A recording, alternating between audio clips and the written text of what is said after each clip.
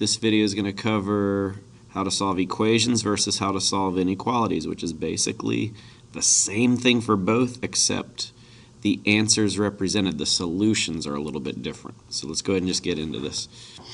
So we have a equation on the left and an inequality on the right. And to solve for both of them, we'll look at the equation first. You do your add 7 in this case, and you end up getting n equals 21. And to represent that on a number line, it would look like this. You'd find 21 on the number line, and you'd have a solid dot over it. And that's it. You're done. 21 is the solution, and it's the only solution. Now over here on the right, you're going to do the same thing to solve for n. You're going to add 7 to both sides. But here it says n is greater than 21.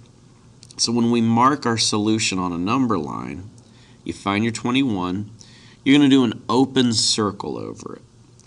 And then n has to be greater than that. So n has to be to the right of this, so it's going to go to the right. Now in this problem, a lot of kids are going to circle 21 as an answer, but 21 itself is not an answer. 22 could be an answer, 23 could be an answer, and so on. 21 is the reference point, but not the solution. Anything larger than 21, anything greater than 21 would be a solution. Even 21.5 would work, but not 21 exactly. We'll go over a couple more of these. So here we have n plus 9 equals 4, and n plus 9 is less than 4. You're going to subtract 9 from both sides, and you're going to get n equals negative 5. Over here, just like what we did before, we're going to put a dot over the solution. Negative 5 is the solution and the only solution. Over here, we're going to do the same thing. We're going to subtract 9, and we're going to end up getting n is less than negative 5. We're going to find our negative 5. N has to be less than negative 5, so it can't be negative 5 itself, so we're going to mark it with an open dot. N has to be smaller than negative 5, so it's going to go to the left.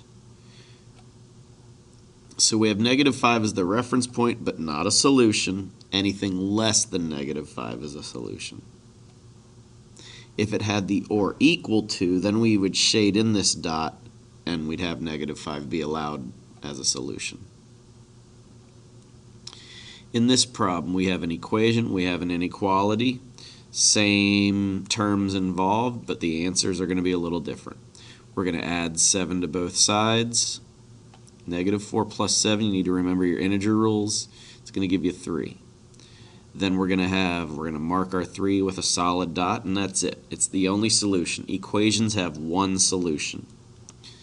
Over here, we have an inequality. We're going to add 7 just like what we did. We're going to have n is greater than or equal to 3. Now in this problem we have the or equal to, so when we mark our 3 we can mark it with a solid. That includes the target, so n has to be greater than or equal to 3. 3 is allowed to the party. And then n has to be anything to the right, anything greater than 3. So we're going to make the arrow go this way. So 3 is a solution, and also anything greater than 3 is part of the solution. So there's an infinite number of solutions for this problem. You could have 100, you could have 1,000,000 be a solution. There's a lot of different solutions. So now we have some multiplying going on. 6 times n equals negative 24. 6 times n is greater than negative 24. We're going to do like what we normally do. We're going to divide out the 6. And we're going to have n equaling negative 4. So over here, you're going to mark your negative 4 with a solid dot. Negative 4 is the solution and the only solution. Over here, we're going to do the same thing. Divide both sides by 6. We're going to have n is greater than negative 4. So we're going to mark negative 4 with an open dot. And it's going to go and it has to be greater than, so it's anything to the right. So negative 4 itself is the target, but not the solution. It's the reference point, but not a solution. Anything greater than negative 4 is a solution.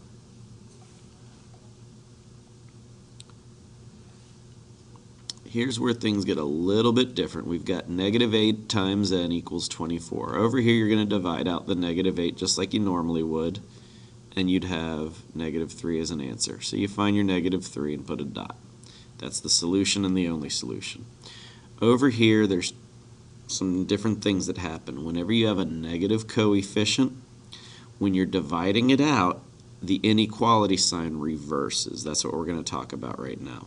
We're going to divide out the negative 8, and then the next line, you reverse the inequality. It worked out to negative 3. Notice how the inequality sign reversed. That's real important. So then when we go to graph, we mark our negative 3 with an open dot. And since we've reversed the inequality sign, n has to be smaller than negative 3, we're going to put an arrow going to the left.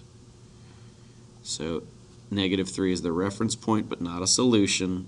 Anything less than negative 3 is a solution. So negative 10 would be a solution. Negative 12, negative 100, anything going to the left of negative 3.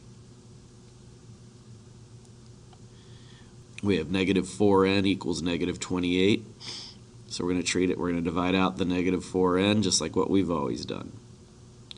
And you're going to get 7. So solid dot at 7. 7's the solution, the only solution. Over here we have a negative coefficient, which first of all means we're going to reverse the inequality in our next line. We're going to divide out that negative 4, and it reverses. We still have a 7, we still have our n, but now we've reversed our inequality sign. We find our 7, it says or equal to, so it's going to be solid, greater than or equal to, and it's going to go to the right. So n is greater than or equal to 7. It can be 7 and anything larger than 7.